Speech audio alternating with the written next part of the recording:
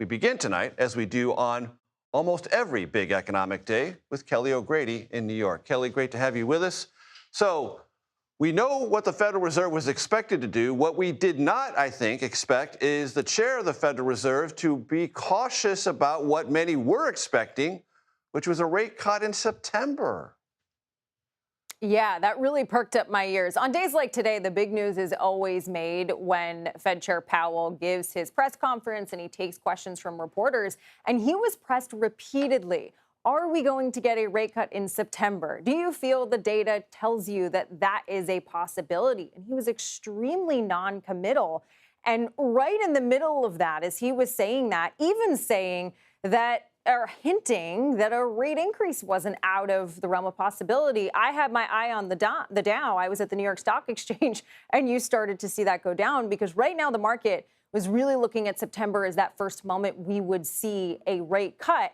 I will note that that decision today was not unanimous. For the first time since 1993, you had two members of the board that votes on these decisions dissenting. That would have been Michelle Bowman and Chris Waller. So we'll see. Next Fed decision meeting is mid-September, but that was a big surprise to me, Major. I expected more commitment and clarity around September. And while the Federal Reserve Chair Jerome Powell was talking, there was tariff news from the White House, which fed into the larger conversation about what the effect, inflationary or otherwise, tariffs are going to have going forward.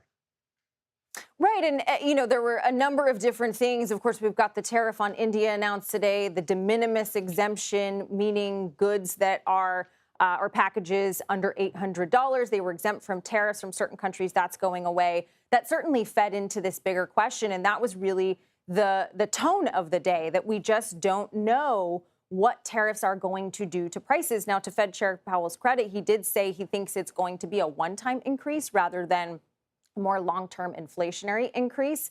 But they just kept saying there's not enough data, which certainly has gone against some of what I'm hearing from investors that are saying, well, hey, the last time you cut rates in December, the inflation rate and the unemployment picture was pretty much the same. So why not today? And very quickly, Kelly, anything from the Federal Reserve Chair about the overall trajectory or current status of the U.S. economy? He said things are still in a solid state, that the labor market, we are still at full employment, that the consumer still seems to be spending, even if things are sort of moderating a little bit. But there was no anything is falling off a cliff today. And that's exactly why they're arguing that they should not cut rates, and they'll continue that wait and see approach, Major. Always a pleasure to have you with us. Kelly O'Grady in New York. Thanks so very much.